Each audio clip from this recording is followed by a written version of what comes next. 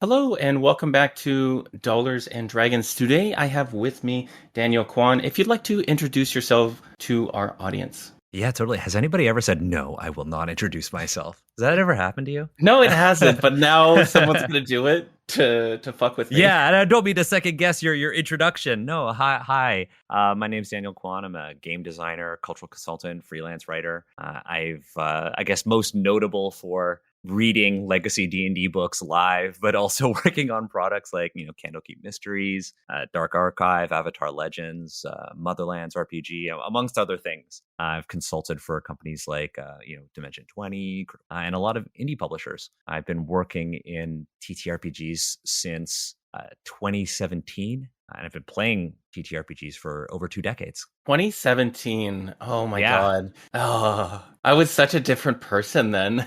everybody. I mean, Oh my gosh. you should be a different person, Yeah, fair. 6 years ago, right? If you're the Yeah. same person 6 years later, I'd be concerned. Yeah, fair enough, fair enough, fair enough. Let's talk about something that maybe you get asked this a lot and I'm just not aware of it, but like how does cultural consulting work and what is it that you kind of offer to projects and like when is the right time to bring on a cultural consultant and things like that? Yeah, no, this is something I get asked all the time. I was actually just at a con this past weekend. I did a whole panel on it, and I did a cultural consulting session Uh-huh. during the panel, like Oh, an great. impromptu session, just to kind of illustrate what it is. But a cultural consultant is essentially a professional who works actually in any industry. It's not exclusive to tabletop RPGs. You have them in video games and in literally all walks of business. But a cultural consultant is somebody who is brought in tabletop games to work on a project as sort of a third party. A cultural consultant will typically flag a project for harmful representations of people. It doesn't necessarily have to be of like just Asians, but there are also like other marginalized populations and groups. Cultural consultants are usually brought in at the end, but it's actually best to bring a cultural consultant in while you're working on the project, since they're there to kind of identify, hey, this is content, or this is art. These are certain game mechanics that can cause harm, or hey, if you develop these further, this could cause harm, or hey, this is great, keep this up. A cultural consultant is really there to make sure that a project doesn't do harm to people. Yeah.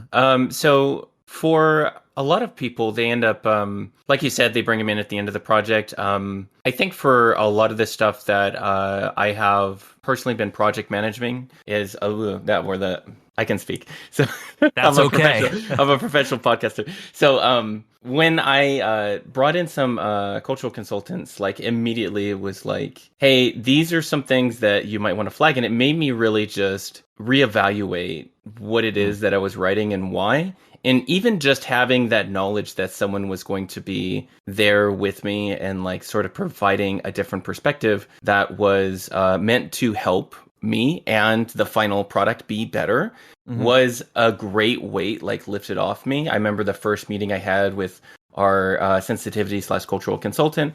And I was incredibly nervous because I was just like, oh my gosh, we have all these drafts of stuff that I think are great, but like, Am I what gonna have if? to rewrite it? Yeah, well, not only Or that, what but if it then what if I'm an awful person? exactly that. Yeah, Yeah.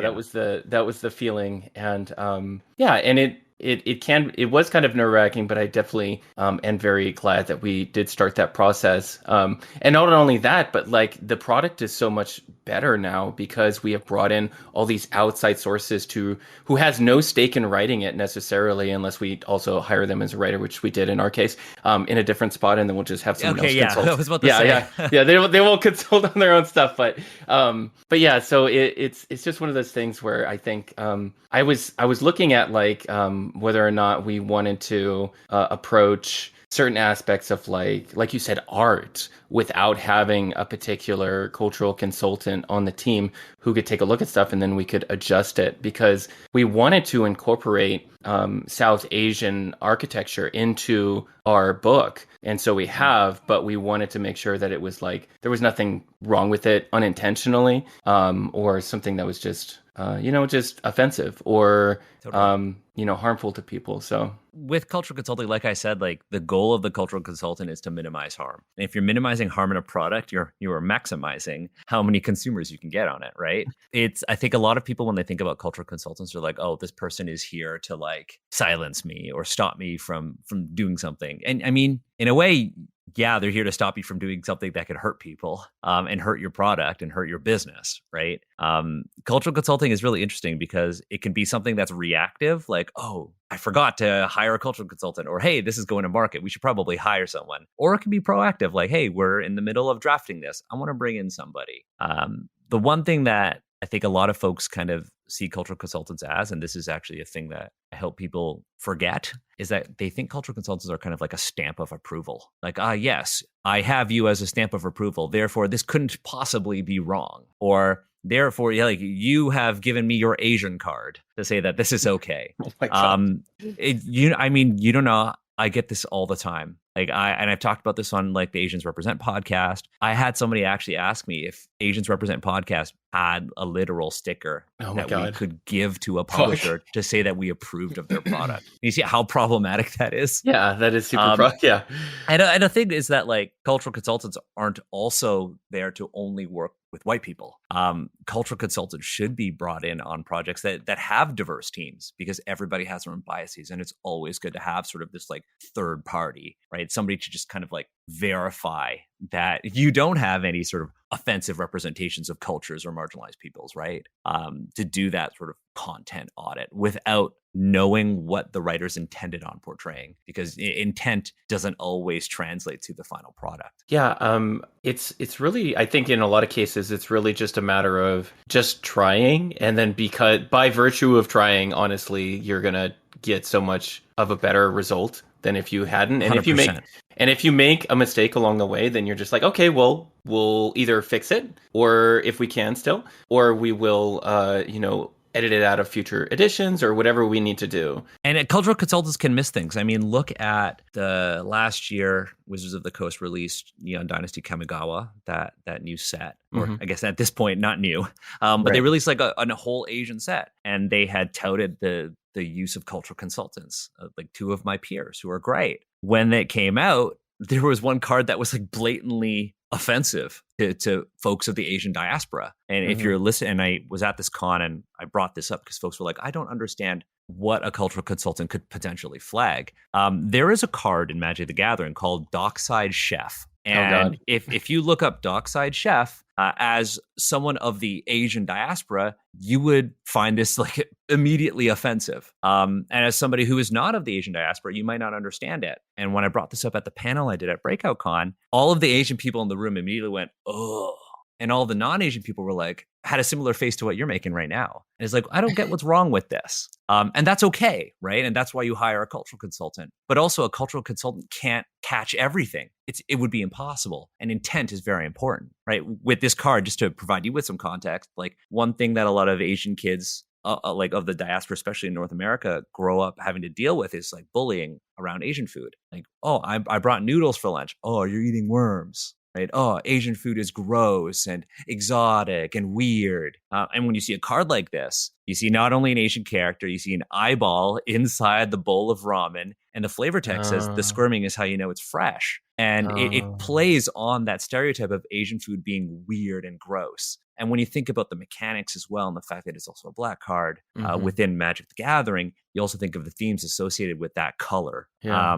And you can immediately kind of understand that, oh, this could reinforce negative stereotypes. And that's like my go-to example as of late of like, hey, this is what a cultural consultant can point out. Yeah, I had my own thoughts about what might be offensive by that, but it was totally wrong. So and that's why a cultural consultant is important. Yeah. But it's also important to have sort of diverse creators working on the product itself, right? Because a cultural consultant could spot something like this, but you as not you, but the actual producer of the project or of the product isn't actually obligated to act on what a cultural consultant says. Yeah. And so that's why they're not like the end all be all that everyone kind of frames them as. They're a Yes. component. I'm aware that at least I was told that some cultural consultants prefer that they not be listed on products especially I if they see the final product and they're like, well, you didn't take my notes, you didn't do anything with my notes.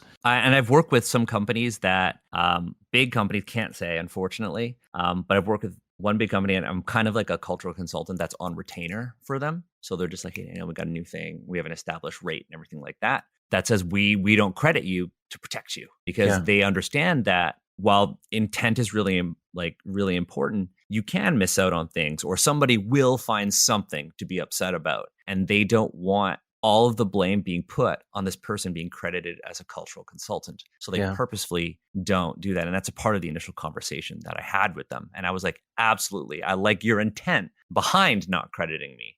Yeah, that makes sense. I guess in that way, you deal with a lot of shit online, I believe, right? So Yes, I do. just so like you don't need like the additional like, hey, the new, say for instance, not that you were or you're going to, No, but yeah. like the new magic card comes out and like it says, at some point Daniel Kwan is in there and it's like, this is why How dare this card, you? this is why the racist card came out because Daniel Kwan missed it. Yep. Yeah, so that would Yeah, you be don't want that. yeah, that sucks. Yeah, but that's why it's really important. Like we were talking about before we even started recording, it's really important to be careful about the projects that you work on, and align yourself with folks who match your values. Be really Yeah. like, you have to be value driven when you're trying to be a freelancer here. Hmm. It's easy to be like, oh, I'm just going to take on any opportunity that comes my way. But what if you take on a project or somebody who ends up, can I curse on this podcast, by the Yeah, of way? course. Yeah. Yeah, what if I end up yeah, given the last episode that we talked about. Yeah. Shout out to Alex Roberts. Yeah. Yeah. But yeah, what if you end up working for somebody who's like a fucking asshole, and Yeah. they end up being like a super toxic person? Like I have, when I first sort of entered the industry and started to make contacts, I was really lucky to have friends who were like, stay away from this person. Don't be near this person. And years down the line, things become public. And it's like, oh yeah, I'm glad I didn't. Yeah, that's it's unfortunately one of the things that and we talked briefly about this, and I think we have very differing views, Mm. and I respect your viewpoint on this, but I did want to talk about briefly, just in broad strokes, not about specifics, but one of the reasons why I think it's very important, like especially for unionization, at least in like the United States, and you commonly have unions in Oh Canada, yeah. I'm sure. Yeah. So like, is there, for, not that you have to name your day job, but like your day job, do you have a union? No, I can't talk about that stuff. Okay. Yeah, I can't talk about that stuff, unfortunately. Yeah, But I no have been problem. in unions before in previous Uh-huh. careers. And I have been on strike before. I think the longest strike I was on for was like 3 months. Yeah. Wow. Yeah. Damn. So like I totally understand. I come from like a family of like, my dad was lifetime union guy, right? Yeah. But yeah, totally get it. It's solidarity in this industry is something that like doesn't really exist. Yeah. There isn't a base level of agreed upon pay. Yeah. There isn't. Yeah, none of that exists. There Yeah. also, I mean, talking about cultural consultants, there also isn't sort of like a stamp of like, you are a qualified cultural consultant. Yeah. There isn't a governing body, Yeah. because it's really hard to kind of do that. Because when you look at a cultural consultant, everyone has different expertise. Mhm. Because if you think about what a good cultural consultant should be, it's like, well, you need to have someone of the group that could be affected by the harm you're trying to mitigate. It's like, oh, Yeah. you mentioned South Asian architecture. If I want to hire a cultural consultant to look over the broader themes related to South Asia that I'm including in the art or the writing or whatnot, should I hire somebody that's not South Asian? Mhm. Probably not, right? You want to hire somebody of that group. But you also want to ensure that that person does have extensive knowledge based on lived experience and or academic expertise, because Yeah. you never want to assume that somebody who looks a certain way knows everything about their culture or knows everything about this Mhm. specific aspect of their culture. It's like going up to any person on the street and be like, you're Chinese. I would like to hire you to talk about Chinese music, or you're Korean. I'm making a game about K-pop. Tell me all about it. Like, I need a consultant. It's like, God ooh. damn. I was literally on the same panel. One of the panelists we were talking about cultural consulting, and one of the panelists, who's black, literally told the story about somebody who approached him and like, so I'm making a game of rap music. Oh I'd like to hire you as a consultant. And they were like, what? my god. Yeah. So No lead, no no no lead. like. No, I don't know about the lead or not, but I get tons of messages about people being like, I'd like to hire you as a cultural consultant. And I will always ask, well, what's the project? They'll be like, okay, so it's based on feudal Japan. I'm like, I'm Chinese, right? Oh shit. But like I have a master's in Japanese archaeology. That is my Right. academic background. But there are plenty of other cultural consultants out there who are Japanese and an academic background and more lived experience than me. From a values perspective, like why would I take work away from them? And why Yeah. would I compromise the integrity of somebody's project or my sort of reputation as a consultant? I don't know how Yeah. I got to this tangent, but we were talking about unions and Yeah. Yeah. standardization in Yeah. the industry. Yeah, basically, we had that conversation briefly before we started recording about pay rates, and Yeah, my entire platform is built on like talking about pay because it only benefits corporations when they control the conversation about pay. 100%. So I understand why a lot of freelancers do not talk about pay in the open because they can be affected negatively by these corporations who have power over them and it can influence their opportunities. That's really interesting, actually. When you talk about like corporations versus like sort of like independent producers. Like for me, when I've worked with like big companies, I'm not going to name like specific companies, but like I've always been, a lot of big companies actually operate off of like a flat rate. They're like, hey, we'll pay you X number of dollars for this. Whereas like indie creators will often be like, pay you by the word. Some big companies do that. And I have been paid by the word, but the rates are always variable. I've taken on small projects for as low as 10 cents a word as a writer, which is actually the industry standard, believe it or not, which honestly needs to be reevaluated. But I've taken on like projects that are like, oh, I know who you are. I'm doing you a favor. Or hey, it would just be cool to participate on something like this. Mm-hmm. Like I said, like you said, I have a day job, so I can go and say, yeah, you know what? It would be cool to work for a little bit less, just so I can help out a friend. I've worked at, on jobs that pay like 25 cents a word, which is honestly what people should pay. Mm-hmm. But not everyone can afford that. Yeah, for sure. But that said, if you can't afford to pay someone fair, you shouldn't be hiring somebody in the first place. Yeah, I Right? agree. I agree. I initially when I started the project, I was like, well, what's the standard industry? And I was talking to some writers about it, and they were like, hey, it's like 8 to 12 cents. And this was like a year or two ago, and I was just like, and then I did the math on like how much you'd need to write, and I was just like, holy shit, these people must be like producing like, and it was like, I remember like doing the math, and I think it was like you had to write like 6 Wizards of the Coast books, hardbacks, a year to make a living wage. And I was just like, there's no way. I don't know what the word count was for my adventure in Candlekeep Mysteries, but it was around 7,000 words. But if it's 7,000 words at 8 cents a word, let's just say that would have been $560, which is not what I got paid. I got paid way more than that. Yeah. I felt like I got paid very fairly for that. Okay. On That's the good to record, hear. I had a really good experience working on that. Like I was the writer, but they didn't push back on any of the ideas that I had. What you see in the book is what I wrote pretty much. Cool. I had really good conversations with my editor, Hannah Rose, Mm-hmm. about Oh, like, Hannah. okay, Hannah's great, right? But I was like, okay, I don't want this. I was like, please remove all.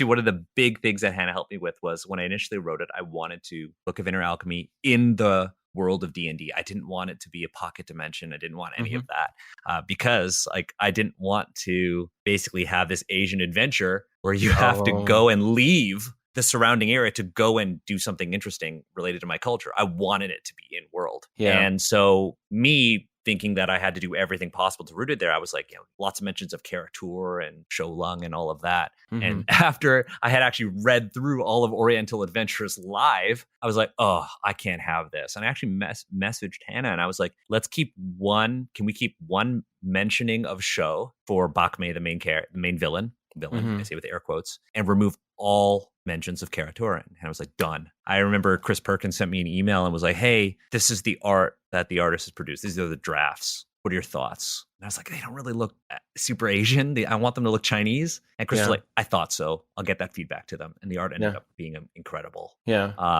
I had a really good experience on that book, on that project. But yeah, as I was saying, like I got paid a flat rate for that. I had no pay is so variable, even with cultural consulting. Some cultural Yeah. consultants off of a per word basis. Yeah. Some do it by the hour. Hmm. For writing, one of the things is like, do you expect your writer to just pull these ideas out of their head? Are they not getting paid Yeah. for any of the intellectual labor that they're actually going to go through to actually Yeah. produce this work for you? All the research. What about the cultural consultant who might have to look through reference material? Yeah. Like I that's why I think having 25 cents a word actually accounts for that for writing, Yeah. or that's why I like to charge by the hour. And I set that expectation right up front. Yeah.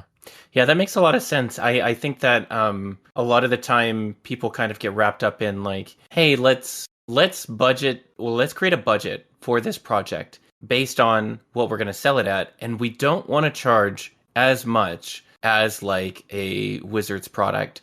So we're going to like charge a little bit less, or we're going to charge right at what a Wizards product does. And I'm just like, but your infrastructure doesn't support what Wizards can do. Yeah. So you should be charging, if not as much as Wizards, a little bit more for indie projects when people buy it, because you need to pay people better, because you don't have all the supporting mechanisms that a big corporation has. At the same time, though, I in their hypothetical defense, I get why they would do that, though, because there are a lot of people who are like, $5 for a couple of magic items, or $5 for a class or whatnot. People hear that, people see that on social media, and I think on one end, you're absolutely right. Like creators need to value their time, their investment, and their work. But consumers also need to understand that. And I think consumers, for the most part, are not, because look, times are tough financially too, for most of the world right now. Yeah.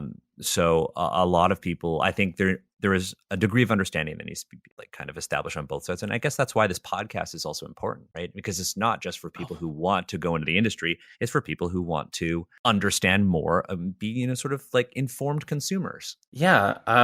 Yeah. I guess I pitched the podcast, or like the pitch of the podcast is like making a living wage in tabletop. But I have found that there are people who listen to this who have no intention of ever working in tabletop, or get scared away. yeah, exactly that. But yeah, I think for most people, like the sort of the pathway, and this is the same thing I say about pro GMing. And now that I have had like a year and a half of like running a project and like working in the industry, even though I've worked for like one company. You work in the industry. You're contributing to the community. You're contributing to the consumer base. Right. Like I would say that like folks who are like pro GMs seem to devalue their worth in the industry and are like, oh, I'm not an actual TTRPG professional. No, you are. Thank you for saying that, because sometimes I say the same thing to pro GMs all the time. And like the number one problem that I run into for helping people like sort of build up their business and starting to charge a living wage when they're running games is convincing them like, hey, you need to not be marketing to people who cannot afford the service. You're not trying to convince people to play with you. There's an audience out there who will pay you a living wage. You just have to do a good enough job to earn it. And that's why there are also platforms for that too now, right? Yeah. That help like pair you up with the, with like pro GMs and stuff. Like when I was doing a pro GM, I was doing it for cash, like in person. That's sketchy. No, it was great, but I mean, for context, I was doing it with like families and stuff. Okay. Like exclusively focus on like teens and stuff. Okay. Because I got my start in TTRPGs actually. I don't know if you know about like that deep in the Daniel Kwan lore, but I got my start. The reason why I got into the industry is because I was a teacher. So in Toronto, there's a museum called the Royal Ontario Museum. It's Canada's largest cultural and natural history museum, and they have a D&D program there. It's actually where I learned how to play D&D, and it's like a camp. They do it throughout the year and in the summers and on holidays and stuff. And you can actually go learn how to play D&D and play D&D in the galleries and learn about science and history and shoot bows, hold swords, learn about dinosaurs. And that's fucking rad. I taught that class for. That's fucking rad. Well, I worked at the museum. It was actually my first job was as an assistant in the D&D program, and I was making like, I don't remember what it was, more than minimum wage at the time. I was like 18 years old, and I was like, I'm getting paid to play D&D and take care of kids. This is cool. And when I got my degree, I was like, I'm teaching this course now, and I taught that course for like 8 years. Wow. I think I've taught over 1,000 kids how to play D&D. Damn. And other TTRPGs at this point. But I was doing that without the expectation of ever working on a TTRPG because I didn't think that was possible. Yeah. And, I I had like a staff and I was getting paid to teach and play. It was really cool.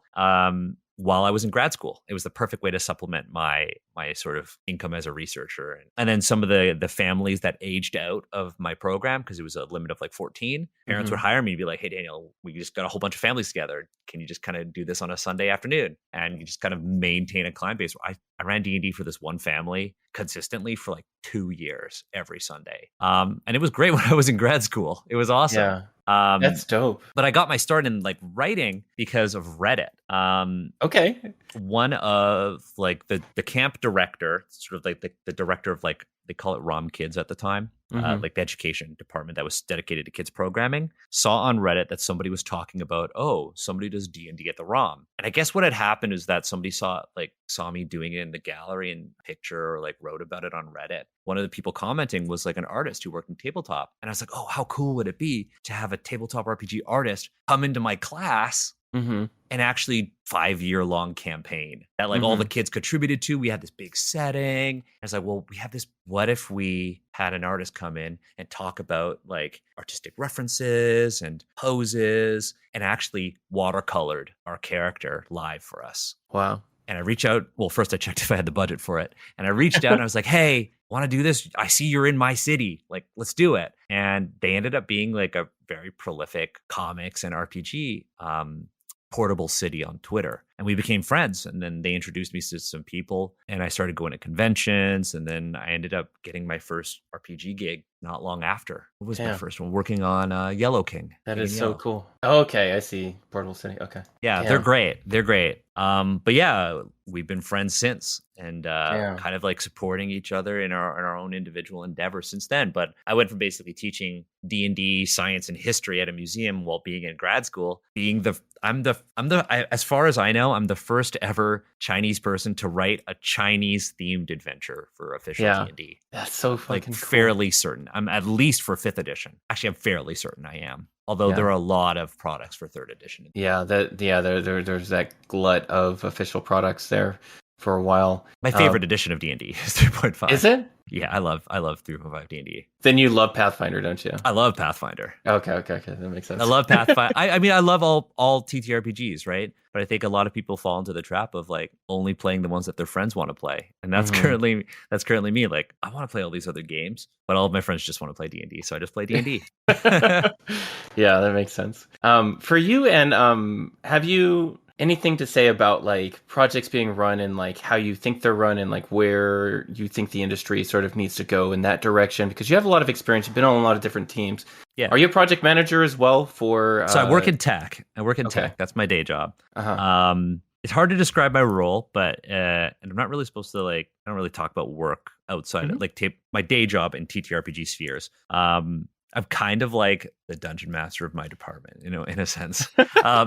But I'm like it's hard to say. I'm like technical writing is a part of what I do. And one thing that I've learned, not just for being a tech, but also being an academic, like I always say, like a proud PhD dropout, working as an academic, traveling the world, collecting data as an archaeologist, working on digs, but also, working in tech. And I've worked on, I don't know how many RPG products at this point, but one thing that I think most people need to really think about ahead of time is how they're going to manage the project. What is this suite of tools that you're going to use when you are going to hire freelancers or work on your own? I see I think the norm now is a lot of people tend to be working off of Discord. I'm not a huge fan personally. I think a lot of people use Discord because it's kind of an inexpensive and solution to like Slack. It's a very similar like sort of experience, but I think when they go and they work on like Discord, they forget that the actual work on the project is being done on something else. And so they tend to use like the G Suite, Google Workspace, or Office 365. I know for Candlekeep, we worked off of Office products, so I used Microsoft Word for that one. But for say like Motherlands, use Google Docs for that. But folks need to have very, very clear project management protocols in place. Like, when are we meeting? Who is taking notes? Where did these notes live? How are we even tracking version history on our documents? Like, that's not something people think about. Like, a lot of people think about deadlines and word count and how much they're paying people. how is feedback going to be given? What is the cadence to which feedback will be given? Yeah. What is the cadence to which we're meeting? Are we meeting on a monthly basis? Or is the project lead or is the lead of this one segment of the project going to be hosting office hours or anything like that on a scheduled basis so that people can get in touch with one another? How are freelancers going to actually communicate with one another to make sure that their content is aligned? What's in place before, like, have you done your mechanics and then you're bringing in narrative writers, or do you have all this narrative done before the mechanics are even done? And Yeah, then if you change the mechanics drastically, do you have to have all the world writers come back to work on it? That happened on a project I worked on. Yeah. The world stuff no longer matched how the Mhm. game was actually going to be played. So you Right. had to have Yeah. everybody brought back in, work on everything again. Yeah, that is a very interesting problem to have and like sort of manage. And I think that falls on a lot of times like so I have like a trifecta in how I've set up my teams now, and like moving forward I've learned so much from running Vineyard RPG, and like moving forward I know how I want to organize things a little bit better. And a lot of the time it really just comes down to like in what I decided I need a project manager. So I hired a project manager and so I don't know if you know Lila Fujiwara, but No. I hired her, and she has this background in tech, like yourself, Okay. and has worked for like Google and Android, and like has the sort of like organizational project manager like background. And I was like, Yep. I need you to basically just be the bad person. I need you to be the deadline person and the person that like keeps us out of that, so that the creatives can be creative, and then my narrative designer, my mechanical designer, they can focus on that, and then you and me can have these conversations about when things are due and if things are like on time. And then that way it takes the stress out of the creatives of like figuring that stuff out, because for small projects one of the biggest stresses is like this sort of diffusion of responsibility, because like there's not enough people to do everything, so everybody has to pick up a little bit more, and it's like or like the broad diffusion of responsibility, right? Because sometimes it's not even clear who is responsible for what. It's just like everybody just kind of do something. Yeah. I think also, a good thing with the project manager is like, hey, not only are you reinforcing deadlines, but you're also reinforcing communication norms. And if you're working on a project that has like this big fantasy world, how are you going to ensure that one person who's working on like one land communicates with another person who's working on a completely separate land, but they trade with one another, right? How are you going to do that? How are you going to ensure that they aren't undoing each other's work? Like, what is the framework that's being set in place before you even hire somebody? Like, I'm currently working on a new game. It's not D&D. It's like the way I'm kind of pitching it right now. It's the combat of Sekiro and Demon Slayer. Okay. Meets Wuxia. And I have like a publisher that I'm working with and a co-designer. We know that we want to hire freelancers, almost exclusively within Asians Represent, actually. We made a very early decision not to bring on any freelancers until we have a strong foundation set and we know exactly what we want people to write. Yeah. That's something that I think people need to think about like really early. Yeah. Like, who do you want to write for you? Who is your consultant? What is the art direction going to be? And then how are you going to market this thing? But like one creator, one game designer can't possibly think about that. Yeah. Right? Because you might not have the expertise for it. So that's why project management is important. Bringing on somebody for social media is also really important. If it's going to be a big project, you should probably have somebody just manage your Kickstarter. That's what I have. Yeah. I saw on your Kickstarter. Yeah. Yeah. I have Anya. She's wonderful. Really love working with her. Hire Anya. She does freelance work. So if you need a Kickstarter manager, talk to Anya Combs. But it's a whole job, because running a Kickstarter, having done one, is just so stressful. Yeah, I'm like at the time of this recording, I'm like a week and a few days out. So I'm like feeling it a little bit, but I've gotten most everything done. I'm just like I know I'm gonna be like, I don't know, first of all, I'm gonna be very high on the day that we launch, so that I can relax. Good for you.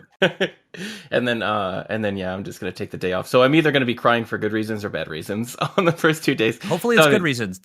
Honestly, the first 2 days are the most important, because that's when you should be getting your funding. Like, if you aren't being funded on like the first 2 days, you're kind of not quite in trouble, but you typically will see all of your funding come in on the first 2 days and the last 2 days, right? Mm-hmm. Yeah. If you're like struggling right in the middle of your campaign, like you haven't hit 50%. Yeah.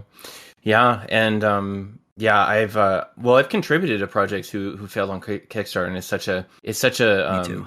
Yeah, it's such a gut check. Like, and I wasn't like running the Kickstarter or anything. I was just a contributor, but like, yeah, it sucks. Yeah, it's I was set to freelance on a project, and my participation was contingent on it being funded on Kickstarter. yeah, And some folks kind of went in with they were like, yeah, it's going to get funded because we have X amount of followers on Twitter or whatnot. hmm But they didn't have really like authentic follow. They didn't have an authentic yeah. following, and so when they went to Kickstart it, like nobody backed it. So yeah, Yeah. Kickstarter is scary, but it sounds like you're taking all the right steps to make sure that it succeeds. And That's a then you'll have more content too, because if it fails, hey, that's a whole other episode of Dungeons and Dollars on Kickstarter. But if it succeeds, there's also an episode on it. Regardless, you're going to get an episode yeah, on it. The yeah, stress yeah, of Kickstarter. yeah. It is. It's something. But I think so the one of the things that I've learned in the past, like, and especially because of the mentorship given to me by Anya,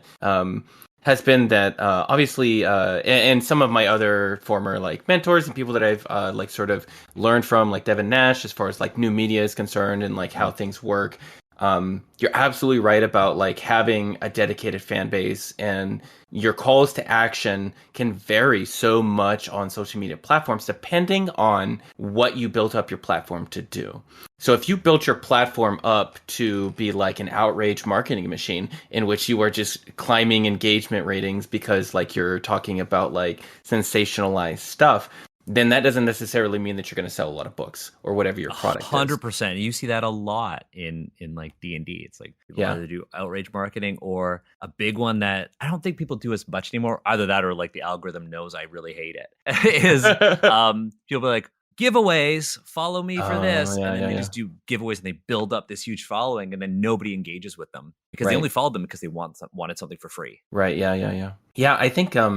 Yeah. My most of my platform is not built on selling books. It's really just built on, hey, learn how to make more money in the industry, and that's what I love to do. That's what I personally really like to do. So that's why Yeah. my platform is more geared towards. So it's good at that. I don't know if it's good at selling books on Kickstarter. So which is why I have like focused on like how do I advertise properly, because that's what it's going to come down to, is marketing and advertising. And how do I put myself in newsletters with good calls to action, and how do I align with certain brands and partners that will share their audience with me in a collaborative way. So once we're talking about like project management and working with people that you want to work with, the same thing for like my company. Like when I'm building this book, I'm looking at who we want to both put in the book and then work with together. Like we have this partnership with Describe, and Describe creates really great content, and they pay their writers, decently, and like they have like such a broad breadth of like really great content that makes being a GM very accessible to a lot of people. And they have a high bar for it. But they also have like a huge newsletter. So, and these people that they can reach out to and like say, hey, we're working with Describe, and then Describe has already like, they're actually the number one people that has grown the awareness of our book. Out of anybody else, it was Describe, believe it or not. Yeah. And because they have that connection with their audience, in which their connection is like, this is great content that you can use. And Yeah, that's I mean, why another thing, I mean, you said that like, oh, on Twitter, people know me for like talking about working as a freelancer and all of that, right? Mhm. But here's the thing with this project that you've got coming out. It is you acting on all the lessons you learned on this podcast. It's you being like, hey, this is a project where everybody got paid fair, and we did our best to manage it properly and set a standard. That's how I would do it. Like for Wandering Blades, which is the game that I'm designing right now. Like one, like it's going to have a system agnostic campaign setting, because I want people to be able to use it in whatever game they want. It's also just like the style of product that I really like. Yeah. But whenever I put something out, like for Candlekeep Mysteries or for Tian Sha or Dark Archive or these other projects that I'm not allowed to talk about, for me, I see them as opportunities to act on how I present myself online. That's the main platform I'm on. On Twitter, like what you see on Twitter is exactly who I am in real life. I don't know if you had expectations of what I was like in real life, but who I am on Twitter is pretty much who I am in real life. Yeah. And for me, it's like with Asians Represent, it's always been, hey, we don't want to rage bait. We want to talk about why certain things are wrong and problematic, but we also want to provide solutions. So with Yeah. everything that I do, it's always with the intent of putting content out there that serves as a solution to the systemic problems we see in the industry. So for Candlekeep Mysteries, I could have totally, they didn't ask me to write anything Asian. Mm-hmm. They just said, hey, you got a level 12 adventure. Starts at Mm-hmm. Candlekeep, has to start with a book. What's Yeah. your idea? Yeah. Yeah. And I made the choice to write something inspired by my culture Mm-hmm. because I thought, well, if I only get one shot, Mm-hmm. I want to be remembered for something that aligned with who I am as a Yeah. designer. But also like I constantly talk about the problems with, X, Y, and Z and D&D. Who would I be if I didn't get an opportunity and act on that? Yeah. Right. So, with the Book of Inner Alchemy, I wanted nuanced Asian characters. Boom. I wrote nuanced Asian characters. I felt like Ki or Chi is like really poorly represented in D&D from its real life analog. Worked within the sky, couldn't rewrite the key rules in D&D, obviously. But Right. with the lore notes, with the Book of Inner Alchemy, it talks about, Ki being not this like mystical thing, but something that's related to breath and has medical purposes, more aligned with the real life inspiration for it. I talk about Asian representation all the time, not only in the production process, but also in like the products that we see. I feel like I would compromise who I am and the content that I make outside of like being a writer by going in and writing an adventure about white characters. Yeah. And going back to like project management, I really appreciate you say that means a lot coming from you about project management. But like me, like in wrapping up just prior to the Kickstarter, I remember saying things like, and I've fallen short of like my own personal goals for how I was going to run the project. And there's definitely things that I learned from it and I'm going to do better in the future and why I've hired a project manager, for instance. But one of the things has always been like really transparent with pay, really transparent with like, if the pay is not on time, here's where it is, and then here's how much I've like spent so far. And I just did the tabulation the other day, and it was like, and I shared it with everyone on the team because I was like, I've spent $9,000 on contributors thus far, and I've spent about $2,000 on just advertising marketing, leading us to where we are right now, prior to the Kickstarter, before any pay-per-click ads. And it's important for me to be upfront with them about that because I want to make sure that they know that I'm not just like collecting a bunch of money and just letting it pool anywhere. It's important that I update them constantly and I'm like, hey, I'm, I understand. I know I have not paid you yet. I know that. And in the future, when I run projects, like you were saying, like building the sort of scaffolding for those freelancers is much more important to me. So now I'm going in with a smaller team pre-Kickstarter so that we can really address or build the things that we know are going to be in the book. We can produce those well. And then after that, and we get more money, then we can slice up the pie and figure out where we want filling in with other freelancers. And I think that's probably a better way to do it for freelancers, and I will do that in the future. But yeah, I really and talking because of about and also talking about bonuses and stuff, right? yeah, Like, absolutely. a lot of people will go and work on a project and then they'll be like, I got paid fair. I got paid like 20, 25 cents a word. And then the project goes and makes X number of dollars. You're like, well, Yeah. okay, holy shit. I'm not making as much as I feel Yeah. like I should. Yeah, that's one of the things I wanted to change about the projects that I run because this is not like the only project I'm going to run. I have two other projects that will like, and one at the end of 2023 and one in the beginning of 2024 now that I'll run. And I want people to have a good experience and then want to come back for more work and then do their best work when they're working with me in order to create a better experience for everyone that's not only playing that game, but then the community gets better because they are, instead of 10 freelance jobs a month, they can take one or two and really enjoy, focus. Yeah, focus and enjoy the process. And it's a sustainable way. They don't have to hustle. You've talked about not liking hustle culture, am unfortunately a hustler at heart until I die. But Look, it to kills each me, their though. own. To each their own. It's not for me, like, right? It's like some people really like it. And look, I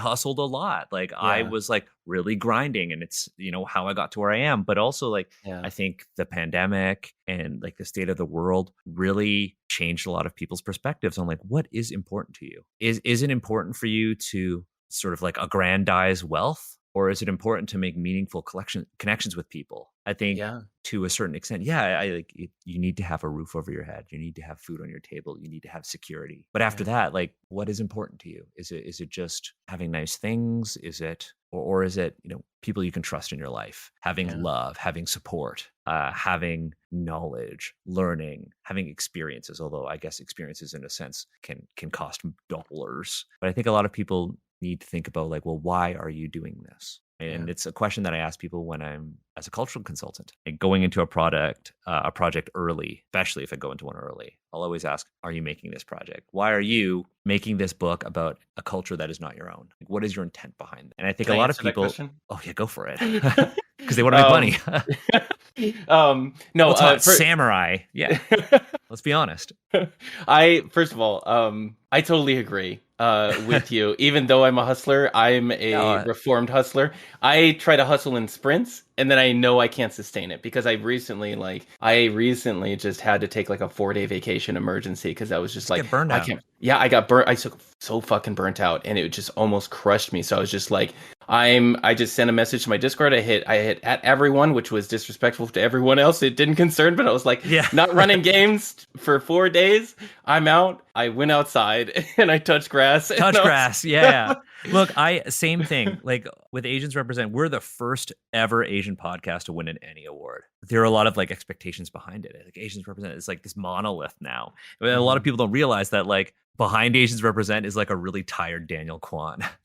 Like wrangling all of our guests, doing all of the graphic design, doing Yeah. all the notes, doing all the editing, like literally everything. And it like things have certainly changed. Like our team has grown from like a couple, like 2 people, mostly me because I'm a workaholic. First of all, like Yeah. I'm transparency. I'm a workaholic. I love work. I don't relax. Same. Like I Same. don't like it. If you're like, Same. take a day off, I'm like, I took a day off and I was like, I'm gonna finish this freelance thing for my day job. Same. Like took a vacation for my I took I take vacation to work on freelance stuff. And I'm like, Oh my god. I can't always do this. And like once or twice a year, I'm like, you know what? I'm just gonna disappear from TTRPGs. I don't care anymore.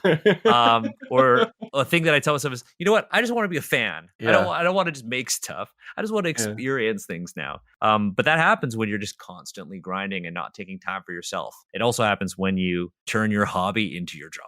Yeah, we briefly talked about that in the kind of it's a danger for some people, and everybody has a different limit for Yeah, this. it's not for everyone. Yeah, it's definitely not for I think for like you and me, for instance, I think it's a little more tenable because you and me are asserted workaholics, but like for me it's wonderful, but at the same time, like I can still get burnt out like I just did this past month. 100%. Yeah, and then that is when it's like dangerous too, because you don't engage it with it the same way, and it's like draining, and you don't have anything to turn to because then you have like turned your hobby into what you are afraid of. Yeah, 100%. It's why I like on Twitter I don't really post all that much. I sometimes do. Like Ahmed Best just came back as Kelleran Beck in The Mandalorian. Spoilers. I'm so sorry, everyone. But I was like, what a redemption arc! I'm going to tweet about that. But I don't want like my Twitter presence is like I'm not trying to like network. I'm not trying to clout chase. I'm not trying to cause drama.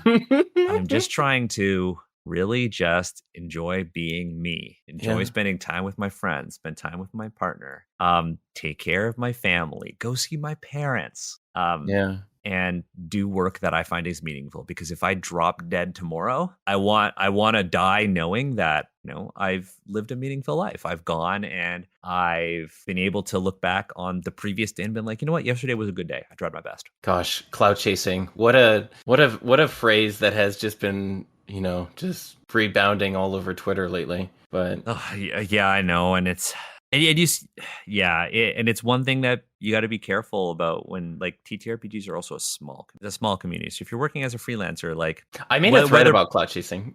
Did you? What are your thoughts on it? I'd love to hear it. It's actually built into my business model. So I used like sort of a twisted version of cloud chasing, which is not the exact definition, but language. So basically, I use sort of like borderline sensational stuff, right? Because I talk about money, and that's what that. Yeah, exactly. It is basically like because I say things that are sort of a little bit more sensational or not or taboo to talk about, it exposes me to a wider audience. And then when I have more eyes on that audience, then they can see, oh, this person does this. And then they get exposed to my educational stuff or my other stuff. And that's just basic advertising. But like, I think people like take some things very personally because it can be used as an insult, right? It can be used as like your work is not important because you were just in this for the clout, right? I completely, first of all, I completely agree with you. I mean, I'm the guy who called out Wizards of the Coast about Oriental Adventurers. I'm that Yeah. guy, You're that right? guy. I'm that guy. Like a lot of people, when Candlekeep was announced, never Google yourself. First of all, never Google yourself because then you'll find that like people on Gamergate know who you are. Oh Because God. there was a thing. It's like Daniel Kwan's working on Candlekeep. Like, Oh what a God. hypocrite. Yeah. For the same reasons, right? Like, yeah, you want eyes on what you're doing so that you can draw in your audience, and then boom, hit them with the knowledge, right? Hey, I'm here to Hmm. teach you. But I think in the conversation about cloud chasing, there are people who just want the eyes and don't provide something meaningful. Yeah. I think you saw a lot of that during this OGL fiasco. Unfortunately, and some of it was really harmful. And there are some people where I'm just like, if anyone is ever involved with like that person, then I really seriously consider working with them because of their proximity to like, Yeah. that person that was being deliberately very harmful to real Yeah, or just people. contributing to the rage or trying to get follows because it was like, oh, I just learned something new about the OGL or something like that. I was like, no. Yeah. As Like, as yeah, as yeah, someone who had a project about to go to Kickstarter 3 months away, which was initially developed just for 5e, I was devastated by the OGL news. me But I too. but exactly, like, and I was not out there like, just posting about, I don't know. Like, I'm so torn on it because I can understand why people would feel that way and why they would post about that. But then at the same time, I'm just like, I had real like financial concerns about it because I was 100%. I Folks was like you? looking. Yeah, I was looking at it and I was just like, did I just spend $8,000 on stuff I can't use? 100%. And It's that's the like, thing that another thing people didn't get was like, okay, we're abandoning D&D. Well, like, what about all the other marginalized people who rely on D&D and TTRPGs? yeah, Or the same thing with folks who are like, I'm leaving Twitter, right? Yeah, it might be easy for you to leave Twitter, but what about all the people who need built it. up their audience and need it? Like, I don't want to go to another platform and Yeah, like try to build up an audience there. yeah, It's just not for me. yeah. But also everybody that I know is on Twitter. Like I'm here until they pull the plug on Twitter. I also Might kind of be. like seeing it go down. It Yeah, might be like a bit of both. you're having the uh, martini at the very end of the Titanic, as oh, it's, 100%. I'm just sitting there. I'm like, life jacket. Like, that's me. But yeah, you Yeah. saw a lot of that during the OGL thing, like a mix of like rage against wizards or misplaced rage against WotC employees. Many of who are like Hmm. also my friends. Like, they don't deserve any of that. It's not their decision. This wasn't their decision to make. And then, of course, creators who I thought really showed like their true positive intention. Like one who like I respected way before the OGL, but I respected even more after is Ginny D, because Ginny D Hmm. kept it real during that Hmm. thing, and Ginny was just like, "Yo, this is wrong, and here's why." But also like you can't go attacking WotC employees; it's not their fault. Yeah. Like I think Ginny is like a real good example of somebody who really showed that they are a genuine person, at least in my eyes. Yeah. But then there are other creators who are just like new thing and just trying to get clicks out of it. And I think people can tell. It's kind of upsetting in a lot of ways because like I look at like my top tweets or whatever and I have like a program that does it for me and I'm like, okay, so I have my top tweet of all time, which is a thread about how much I made running Curse of Strahd last year, which was a lot of money, right? I And actually that's saw that. yeah, everyone saw that. 350,000 impressions for and I wrote that when I was only like 1,000 followers.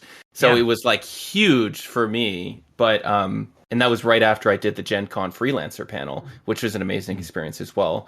But yeah, so like it was just weird to like have that sudden exposure, and then I was like, okay, well, people want me to talk about money, so I'm like, here's how everything works, here's how you get started, here's like things you can do in order to improve your life, because ultimately, like making a little bit more money for a lot of people is life changing, especially for marginalized Especially, people or but that have also in other parts of disability. the world, other parts of the Yeah, world too, exactly. right? Yeah. Yeah, it precisely that. And like I talked to a lot of GMs, for instance, in South America where the cost of living is much lower. So literally running like 2 or 3 games It's your month.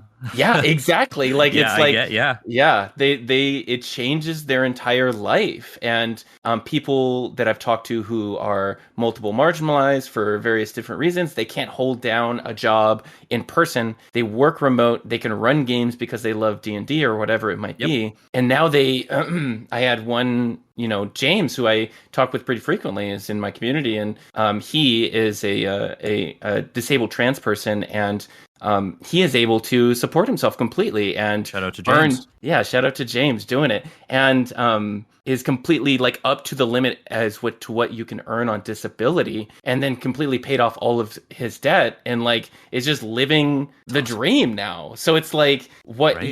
it's good to have that stuff out there and to like push those things, but at the same time, it's like, yeah, it can be really scary and dangerous because like there's a couple of things that I noticed in the last few months, and I'm sure you are gonna have maybe you'll have a lot of stuff to talk about this, Sure. but Let's hear it. Let's draw it out of me, yeah. podcast host.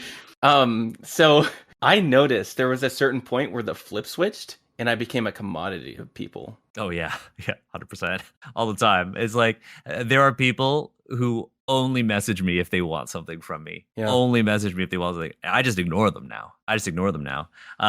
Yeah, I mean that's. I think we always talk about community online, the TTRPG community. But It's we an don't really look. industry. It's an It's a industry, it's or not a like community. the player base. It's a player base. We don't really you don't really care about everyone out there. I'm not saying you. I'm not saying I. Like we see so much toxicity out there, and like nobody is like really looking out for like marginalized creators. There was like one thing that I've noticed is just, and this is just on social media, the centralization of like America in every conversation. Everybody on social media is just their perspective is their Western American perspective on everything out there. They refuse to understand or acknowledge that there are other there are other perspectives and situations. There's one that I always talk about on I gotta look this up. Just look this up. We'll cut this so that you sounded exactly like you know what you're No, no, talking no, about. no, no. This one doesn't. Don't worry about it. It's okay to research. Yeah. Um, Oh, okay. Yeah, yeah. You're right. You're right. Okay, so there was I think this happened last year, but there was obviously like TikTok is a Chinese company, right? Hmm. And there was this huge issue with creators on TikTok in America being upset at Asian people. And this was at the height of like anti-Asian hate. Oh And yeah, these yeah, yeah. videos appeared of Chinese farmers eating watermelon cotton fields. Okay. And Yeah. there was a lot of outrage about that. Like Okay. they're talking and everything. And a lot of people were just like really mad at Chinese people because they're like, oh, Chinese farmers. They didn't even know they were Chinese farmers, first of all. These Chinese people are basically making videos about racist tropes associated with like Black Americans, right? Yeah. Talking about like cotton farming and watermelon without realizing that the Chinese people in these videos are literally watermelon and cotton farmers who are advertising their products. And everything is viewed out of context, right? People Yeah. were so mad at all these people without realizing that, yeah, they grow cotton in other parts of the world and they grow watermelon Yeah. in other parts of the world. And watermelon and cotton are often grown near one another. But there was just so much outrage from the sort of Western American perspective, failed to kind of stop and be like, what are they actually saying in these videos? And that's like one of the issues that we see with TTRPGs, right? Yeah. People realize that it's trendy and it's not, and there are positives and negatives to this, not to call you out or anything, that you get attention for being mad. You get attention for being mad. And it's really hard to kind of reinforce that. Yeah, you do get attention for being mad, but do you only want to put negativity out into the world? I don't know where I was going with this thought, but It I definitely. it's something that you see a lot in the TTRPG community or industry or Yeah. Twitter verse. Yeah. There's a lot of character played on Twitter. Yeah, You know. 100%.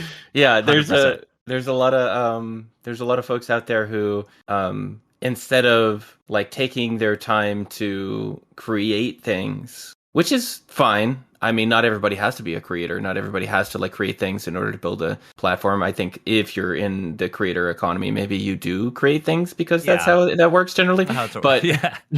but yeah, it's like one of those things where it's like the low effort React content is just very like fraught with that sort of toxic mindset. So I think it's better to, if you are like thinking about, hey, why did my marketing fail, or why did I not get to, this is going to bite me in the ass when my Kickstarter fails. Your Kickstarter's not going to fail.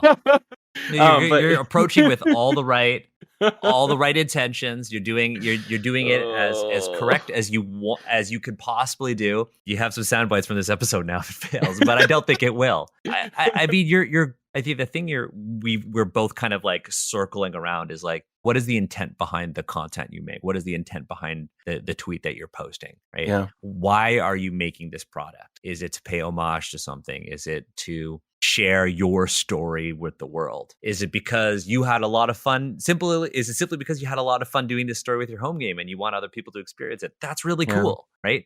yeah, But everybody needs to step back and be like, why are you doing this? What is your yeah. intent with this product? If you are hiring a cultural consultant, what is your intent? To circle back to our initial topic, you are, working on a concept for a campaign setting and you want to build in potentially thorny elements to it. What is your intent behind that? If you are, say like a content creator and there's something particularly dramatic going on in the industry like the OGL and you want to go and make a video or make a Twitter thread, what is your intent behind that? Is what you're doing going to cause harm to others? Right? Is it going to turn a mob against WotC employees? Because it shouldn't. Yeah. Right. But some people did because they want the clicks. They want the follows. And nothing more than that. It's okay to want clicks and follows if you're trying to sell people something, but at least be transparent about it. That's how I feel. So when I see people on Twitter, I'm like, oh, fake as fuck. Yeah. I think it's obvious, and I don't think I'm special for being able to spot that. Yeah, it's definitely like there's a smell to it, right? But yeah, and to finally answer your question, because we came around to this before, but to answer your question, the reason I'm developing this product, the Vineyard RPG, was because I was asking actually one of the people who had a really positive impact in my career was Jasmine Bueller, and I know Jasmine, yeah. So I worked for her for a little while. Oh, that's cool. We worked on a project together. Can't say what it is, but we worked on a project together. Yeah. Cool. Maybe I'll, when I'll see him, be like, oh, that's what Daniel was talking about. Yeah, you'll know. Yeah. But yeah, so I was asking her, I was like, yeah, it looks like it's really hard to get like writing gigs in TTRPG. How should I go about that? Because I've been like, I'm a good writer. How should I go about that? And she was like, hey, you're pretty good at project managing. You should just do it. And then I was like, okay. And then I sent some emails to people and they all said yes. So really for me, though, it's kind of evolved into, I initially had this home game, right? And I wanted to bring to life it was my first homebrew. And I wanted to bring something to the table that they were interested in playing and had fun doing. But then as I kind of expanded the project and I was like, I need to think about this more critically. So I ended up hiring M. Ebel as a consultant to sort of come in for my stream game and say, hey, I'm sort of developing this project, or this campaign thread that I think may be problematic for a number of reasons, but I wanted sort of an outside opinion on. I respect your work, and I wanted to just talk about it. So we spent like 4 or 5 hours like developing this story thread that I never used, by the way. I may end up putting it in a book in the future. Point. Yeah, exactly. Yeah. But I had that conversation. That's how I connected initially with M, and then later down the road, pitched them like, hey, do you want to be the co-creator on this? And like, because I know how you work, I really like how you work. And I was thankful enough to sort of connect with M on that. But then after that, it became like, not what is my perspective on how this organization or this setting should be developed. It was like, what kind of great perspectives can I bring to this overall theme, which was, what does evil capitalism look like in a fantasy like Gothic horror setting, right? Sold. And that's kind of what it has been. And I've been handing some stuff off to more appropriate people for its sort of inspiration. Like I have I think I can talk about this because it came from and I discussed it with Bashir, and if Bashir like changes, I love Bashir. Yeah, who doesn't love Bashir? I've had great. I just had Bashir on the podcast. Yeah, I saw that. Yeah. Bashir is like old friend of mine. It's actually really funny because Bashir and I were talking, and I was like, no credit to me, but I was like, Bashir was like, oh yeah, like I remember when you invited me on the podcast, like I had like one little game and I had no reason to be there, and look at us now. And I was like, you totally had a reason to be on the podcast because you had a story to tell. yeah, I think I always recommend Bashir. If it aligns with Bashir's expertise, I will always recommend Yeah. Bashir for something. Yeah, what I ended up reaching out, and I was asking, like, I was talking with Kiana, and I was like, I have this concept that I was really interested in, but I'm not the right person for it. And it was something sort of centered around, I might be saying this word wrong, Ginny, Jin, yeah, Jin, yeah, like and Bashir's game coming out. Exactly. Yeah, yeah. So I was like, "Hey, who do you recommend for this?" And then Kenna was like, "Hey, just get a hold of Bashir." And I was like, "Okay, cool." So I kind of handed off the initial concept of Bashir, and I was like, "Is this something that you might be interested in writing, or something you want to put your own twist on, or something like in this realm?" And he was like, "Yeah." And I was like, "Okay, do you want to develop a lieutenant for the Vineyard that's kind of following like these ideas that you have?" And that's how I've done pretty much all of the lieutenants in the Vineyard. That's awesome. You approach Yeah. the person whose culture might inspire that inspired the idea in your head and be like, hey, do you want to do this? I love that. And I don't know why you were like, oh, I don't know if my following will actually go for this Kickstarter. It sounds like this Kickstarter and this project is perfectly aligned with the brand that you've built and who you are as a person. From this like hour and a half conversation that we've had with each other, this is the first time that we've spoken. I guess so. I mean, I'm like in your Discord, but like I don't talk in there. Oh, Someone that's talked okay. about me there once, and like someone to let me know, and I like went in there and like, oh, you have That's questions cool. about being a pro GM? That's the first time that ever happened. That's But super cool. I yeah, just like I think I just want more people to work in RPGs. That's my big yeah, thing. And like I like we each have our own ways of doing it, right? You're providing advice to people about how to break into the industry and talking about things that are actually very important, like pay and all that. And for me, it's like my approach has always been through representation. Like you look at when they announced Tian Sha, like the new Tian Sha books, when Paizo announced it, like most of the comments were like, this is like half of the team is just Asians represent goals. so cool. So That's cool, so right? cool. So cool. I think like a lot of people are like, did you just go into the Asians represent server and just find people? I'm like, sure. I think that to me is like what I wanted to see. I want to Yeah. see more people break into the industry and make huge change. One person can't do it all, right? We live off of this like scarcity mindset when it comes to opportunity Oh in my the God, industry, it's but so it so kills me. toxic. So It's super toxic. toxic because like for Yeah. me, I'm constantly like I don't want to aggrandize and hoard freelance jobs. Like no, I'm Yeah. like I can't do this right now. I'm going to recommend it to this person. Like and Yeah. other people do that to me. Like my friend Sen Hmm. Fung Lim who works in a lot of board games and RPGs always message me. He's like, hey, you got time to work on this? I feel like this works for you. I'm like, oh yeah, I can do that. Or be like, I don't know, but how about this person? And we just Yeah. kind of like pass off gigs to people that we trust. And your network kind of grows and grows and grows. And Yeah. then these creators now know a new consultant or a new writer or a new artist. Yeah. And then so they can reach out to them directly. Yeah, you made me tear up because I was starting to think about like my team, and it ended up just sort of turning out to that over half of my team is queer. I have a lot of trans representation in my on my That's team for awesome. Vineyard, yeah, RPG, and like that didn't happen like intentionally, but I was just like, oh, look at this cool trans person I want to work with, and I just kept doing that, I guess. There we So go. There we yeah. go. Yeah, that's first of all, that's awesome to hear. That's really awesome to hear. I don't know what else to say. I just want to hug you right now. That's cool. That's Did we just awesome. become friends? Okay. Yeah, I know, right? No, I think we became friends a while ago. But like representation. I think the overarching theme here is that like representation is really important, and like we have our own ways of enabling that, providing resources to people who typically don't have access to those resources or Yeah. access to those connections or access to a platform. Hmm. Really important. Absolutely, yeah. I do want to talk about Tian Sha. Go Can go. you can you I'll see can if you I can answer it, and then we can cut it out if we can. If there's like a weird break, it's because we couldn't use it. yeah, so what was your Oh, I can't from talk about that. Oh, sorry. I thought you were gonna say, what did you write? I can't talk no, about no, that. no, no. Just this whole part of the episode is just bleeped.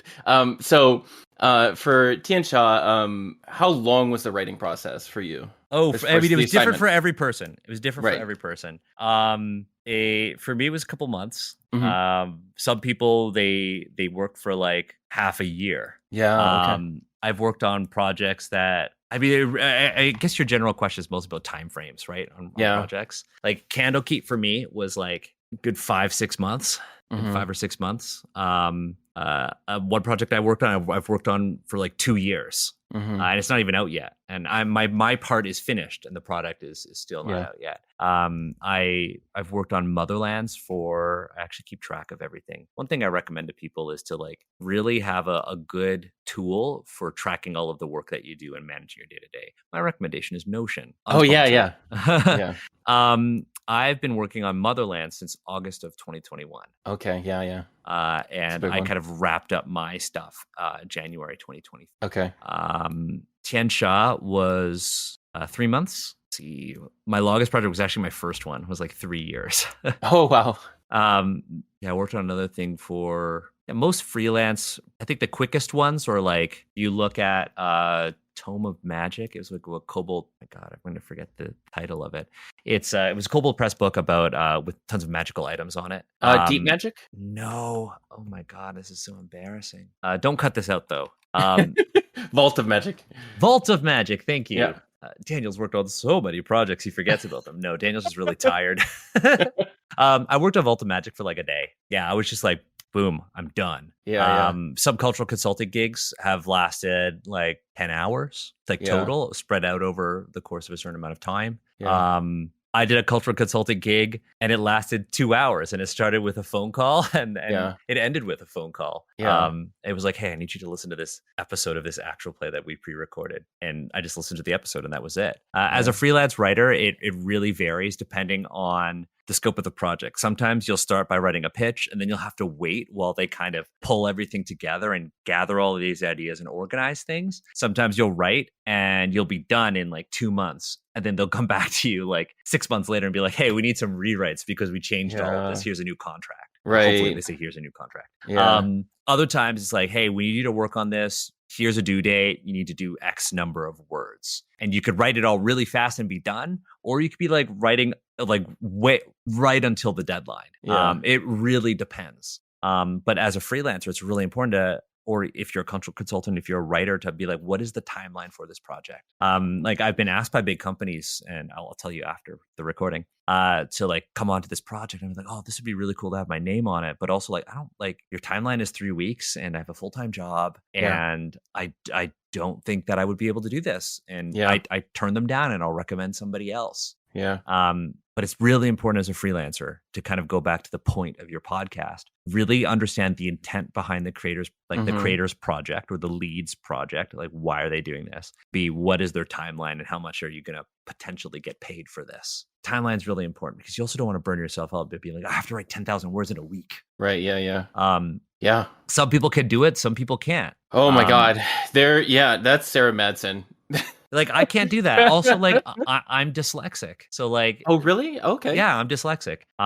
Like, sometimes it's really hard for me to do things. And I'm typically really upfront with people about it, too. Yeah. I'm like, if you want to do it by the word for this cultural consultant thing, it might take me longer because of my disability. Right. Yeah. But also like, hey, this is why I charge a certain rate. I also tend to be really flexible. I don't hit a stop clock, like a stopwatch, and then like, no, like I'm pretty flexible with the amount of time it takes for me because I'm aware of like how my brain works, the unique way my brain works, because I also have other superpowers that help me out, right? I'll also be upfront with people if I'm consulting and be like, hey, if you see comments on your document at like 3 a.m, it's not because I'm behind. It's because my brain just happens to work really well at 3 a.m. Yeah, that's go ahead. Sorry. No, I just like setting expectations really is so important. But again, time frame, it really varies depending on if I'm a consultant or if I'm a writer. It depends on what the person wants, right? If I'm just a writer and I'm not responsible for rewrites or there's no expectation of rewrites and it's just a word count, typically it's like 2 to 3 months. Yeah. I would say that's like the average. Gotcha. Yeah. And then there are some projects that just last forever. Like I've been working on this project with like a co-designer since like summer of last year, and we're still in the ideation phase. Yeah. No, sometimes it takes that long, right? Sometimes it takes that long, and I'm okay with that because like we're both super busy working on other projects. We have set an expectation with one another through like constant check-ins, like, hey, we still good for this, and it's a cool one. It's adapting a comic book into an RPG, which I'm really excited about. Yeah, that is cool. Yeah, that's one of the things that I think that I'm going to start trying to embrace, like perhaps towards the end of this year is like doing more like little things with like just one of the homies, you know what I mean? Like, and just we don't have Yeah. like a set deadline, and it's like sort of keeps the hobby alive, you know what I mean? In our 100%. spirit. Yeah. Everybody needs a writing partner. Like I have my good friend Angus. He used to actually work for me at the museum as Uh-huh.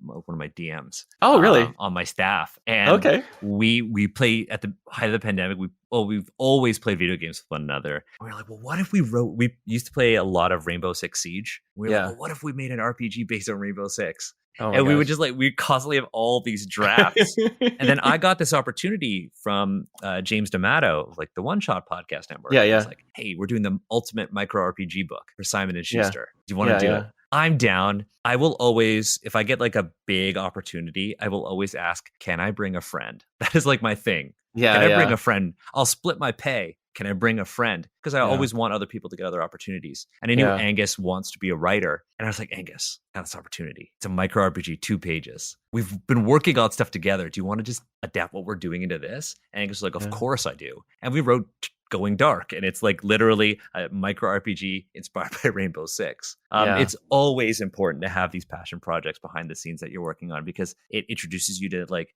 new ideas. It helps you sharpen your skills as a professional, and it also just is fun. Absolutely. Yeah, I really need to carve out some time with someone that I work well with in that respect and like do that. I think that's kind of why I ended up like sort of asking, and then thankfully she said yes. So Kiana Shaw is the co-lead on I love Kiana. my next two books for these Kickstarters that we're doing. The Vineyard Adventure book, because the scope was too big for one Kickstarter, so we had to like push all the like the adventure stuff we wanted to do besides the preview adventure to the next book. And then we're doing a How to GM Romance guidebook. It's working title, but essentially That's a good one for Kiana. yeah, exactly. Yeah. So there's the advice portion and then there's the actionable tools portion. Like we're gonna have mini games like that Alex Roberts is gonna bring to it, and like Another some good other person for it. yeah, exactly. Like I'm so excited about that book and like where it's going, and like that sort of stuff I get like really excited about. So I just need something that nobody knows about now. Just like and Just working quietly on something of exactly. your own, because I think a lot of people are really into just like constantly broadcasting what they're working on. Yeah. Sometimes it's nice to just have your own little thing. Yeah, absolutely. Yeah. And absolutely. And it's just what we're talking about, like avoiding burnout and like keeping your love in the thing that you enjoy doing and creating for creator's sake, and like just having that spirit in you that just allows you to really just feel fulfillment out of it. I think that's super important. So you've 100%. inspired me. You've inspired 100%. me. I mean, this is important, right? For longevity. Yeah. And I don't think I inspired you. I think you already knew this going into it. This just came up on the podcast. But yeah, no, it's super important to just have a writing partner or you work on this little thing with. Like it's with the game I'm designing, Wandering Blades. It's like we're slowly playtesting it. But we're just kind of like writing it on the side with the agreement that like, yeah, I'm going to publish it through your company. We're going to work on it together. We're aligned on what the game is going to be, and we know why we're working on it. But like, we don't need to talk about it all that much. Yeah. Let's just keep it to ourselves for now. Let's enjoy it before we kind of start sharing it like openly with the world, as I say this on a podcast. Yeah, you know what? Now now this makes me feel awkward asking you this next question. No, go Daniel. for it. What are you working on? That is exactly what this question is. Is like, what would you like to tell the world about when this podcast comes out? No, happy to talk about it. I'm happy to talk about it because we have started playtesting it. So Cool. I am alongside Liana McKenzie. I'm designing a game called Wandering Blades. It actually came out of like a day of me being actually like really sort of like angry and like stressed about like the OGL thing. And I was like, you know what? I'm just gonna write a game. And I wrote a game. And I was like, oh, I have a game. Hey, Liana, I have this thing. Want to work on it with me? But yeah, working on this game called Wandering Blades. It is an old school inspired TTRPG of the sort of wuxia and xinsha genres. So like Chinese martial arts fantasy. It's got tactical combat and really flashy, mechanically sound action inspired by Sekiro. Shadows Die Twice was like one of my favorite games. It's got like a parry mechanic and weapons feel lethal. And it's also got really flashy martial arts techniques and stuff like that, inspired by Demon Slayer, one of my favorite anime and manga series. So that's the current game I'm working on. We have no like timeline as to when it's going to come out. We just want to make sure that we design something that we're proud of. Yeah. We also, funny enough, Leona and I had been working on chi. I had been working on chi rules for D&D, just like from like my home game. And I was like, yeah, I'm going to put this out in January of 2023. No. Okay. It didn't work. It didn't work out because, shit happened. And now I've kind of been like sitting on it. I'm like, well, I want to put this up because I think it would be meaningful. So I have it already written, and we're just going to keep adding to it. Basically, we wanted to create rules for like chi in D&D that were like the unofficial sequel to what I did in Candlekeep. But to basically replace inspiration and hero points, and to allow characters of all classes to actually use chi, because in Chinese culture, chi is literally in everything. Yeah. So really comprehensive rules on like dynamic martial arts action in a D&D game without really changing anything that you're. But we're also just writing rules on how to do it in Pathfinder as well, just for fun. Why not? No that sounds timeline dope. I really like it, and we're probably just going to put it out there and be like, pay what you want, because I just want people to have less problematic representations of my culture in their game. Yeah. That's the intent behind it, right? Yeah. It's like putting something out there that I'm proud of, and it's something that I've used in my home game. So yeah, I'm working on those two things. I have a bunch of freelance stuff that I'm wrapping up. Obviously, like I'm the showrunner of the Asians Represent podcast, where we talk about Asian representation in games. It's not a podcast that's just for Asian people. It's a podcast for anybody who wants to learn more about how to be more inclusive in their games, but also how to design games that are better representative of the cultures that you're drawing inspiration from. Yeah, we're back with our like fourth season. We've been doing it since like 2018. We just had Bashir Gauss on for an episode about decolonizing RPGs. And when does this podcast come out?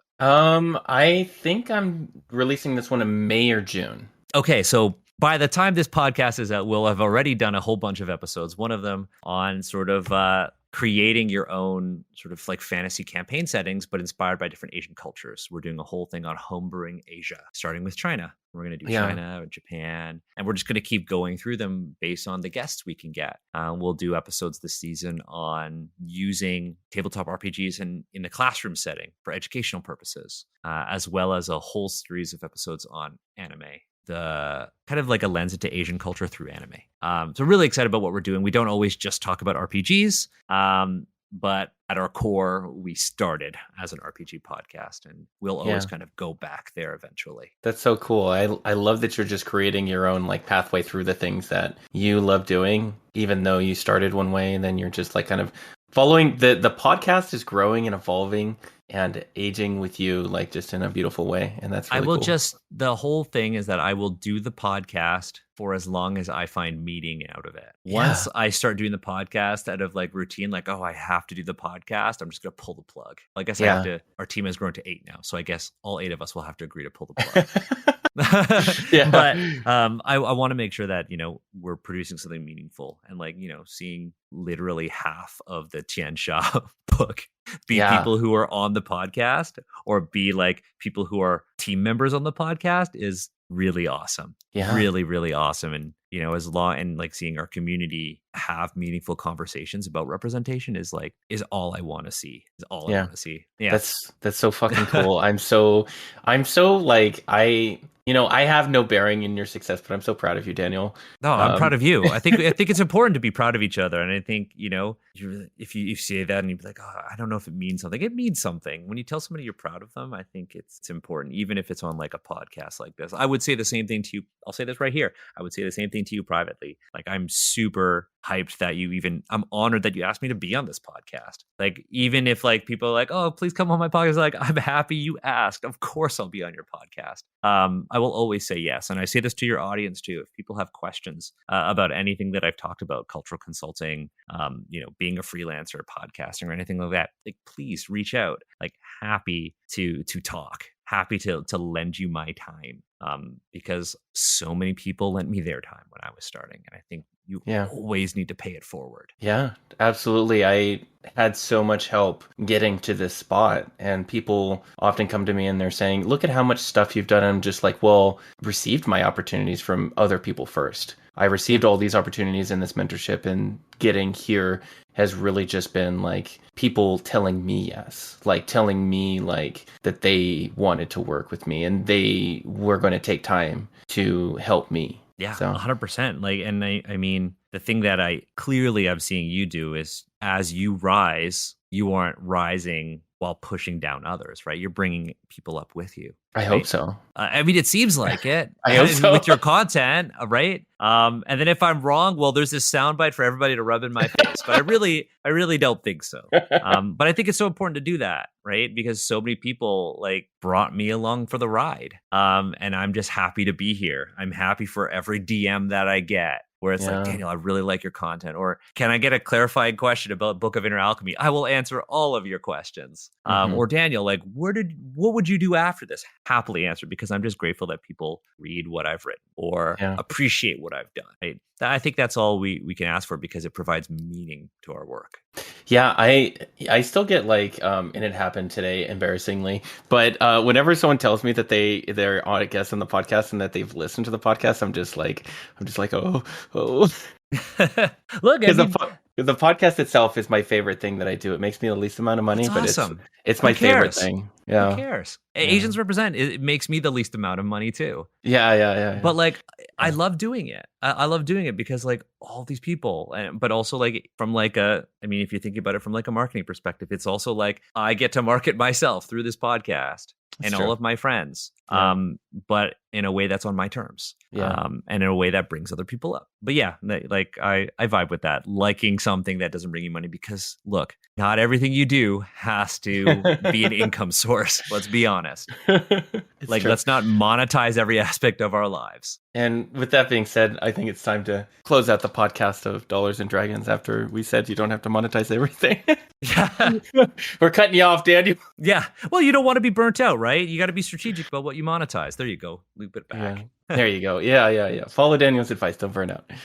Hi, thanks for listening. If you want to support me, you can find me on Patreon at patreon.com/isfriday, or you can find some of the work that I'm doing at vineyardrpg.com if you want to pre-order the book that we made.